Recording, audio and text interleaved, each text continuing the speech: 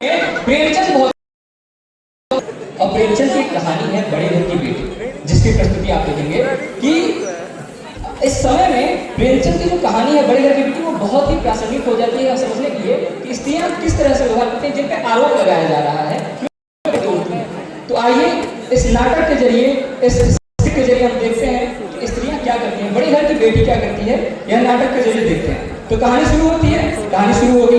मैं चाहूंगा कि आप सभी का ध्यान यहाँ हो, क्योंकि ये आप ही के साथ पढ़ने वाले लोग हैं और इनकी हौसला अफजाई करना आप सभी का कर्तव्य है। जी।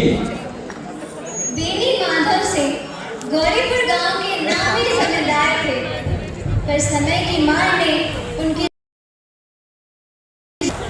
दो पुत्र हुए। बड़े का नाम श्रीकंठ तथा छोटे का नाम लाल बिहारी था। दोनों पुत्रों के स्वभाव में बहुत अंतर था।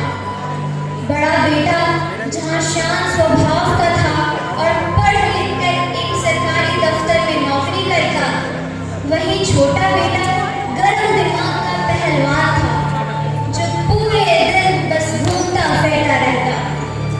श्रीकंठ का विवाह एक बड़े समृद्ध परिवार की लड़की आनंदी से हुआ था।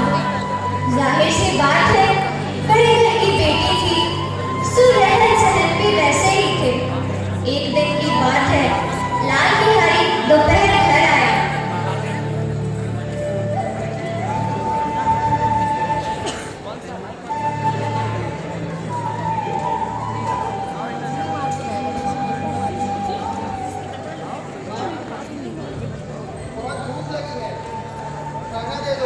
बहू, लल्ला के लिए खाना लगा दे।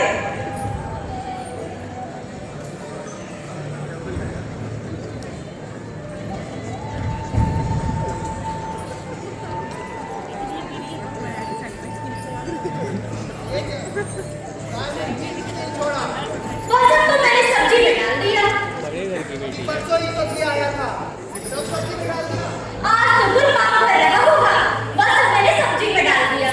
वो तो ऐसे रही है जैसे मायके में बीवी न क्या बहन। मायके में कुछ न कहिए नहीं। हाथी बड़ा भी तो ना लगता, इतना घी और काम करने वाले खा जाते हैं। बहुत काम करती है ये। मेरा बच्चा है, तो मैं भी हूँ।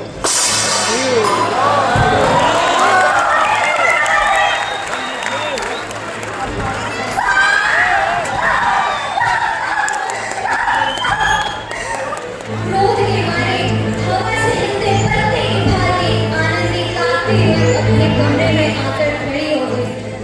स्त्रियां गालियां सह लेती हैं, मार भी सह लेती हैं, पर मैके की निंदा उनसे नहीं सही जाती।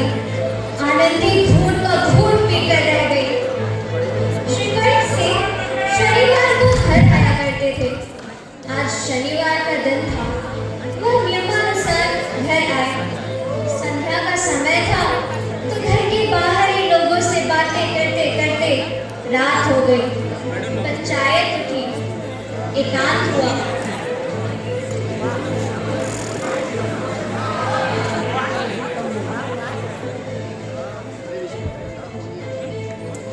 भैया, आप भाभी से जरा कह दीजिएगा कि घर में जबान जरा सोच समझ कर चलाया करें, अन्यथा कुछ अनर्थ हो जाएगा।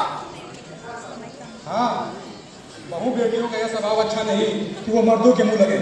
अरे आखिर बात क्या हुई? कुछ नहीं, आप ही उलझ पड़ी। मायके के आगे हमें तो कुछ पूछती ही नहीं। अगर वो किसी बड़े घर के बेटे हैं तो हम भी कोई चोर डकैत नहीं। श्रीकंठ को कुछ समझ नहीं आया कि उनकी अनुपस्थिति में ये सब क्या हो गया। वह चिंतित होकर आनंदी के पास गए। वह भरी बैठी थी। उसके हजरत भी कुछ तीखे थे।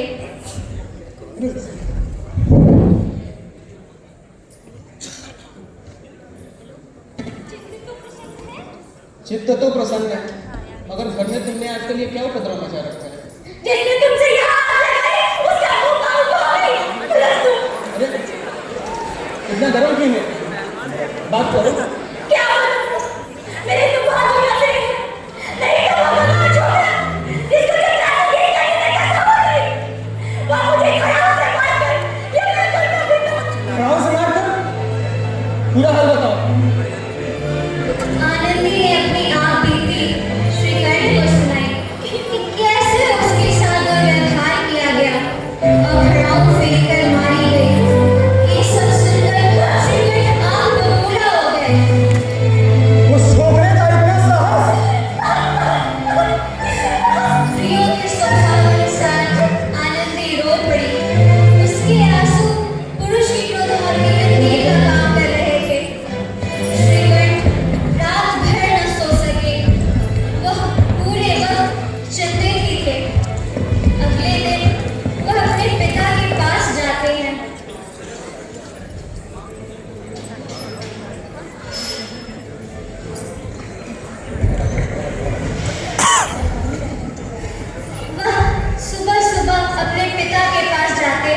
बाबूजी, अब इस घर में मैं नहीं रह सकता।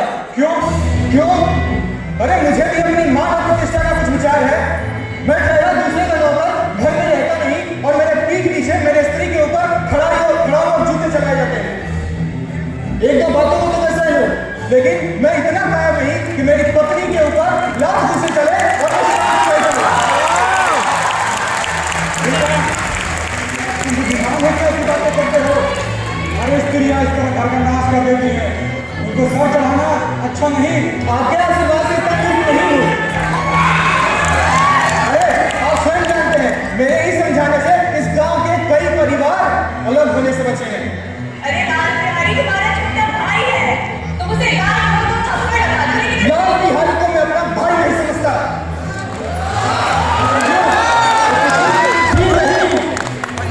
उसकी क्रूरता और अविवेक के कारण।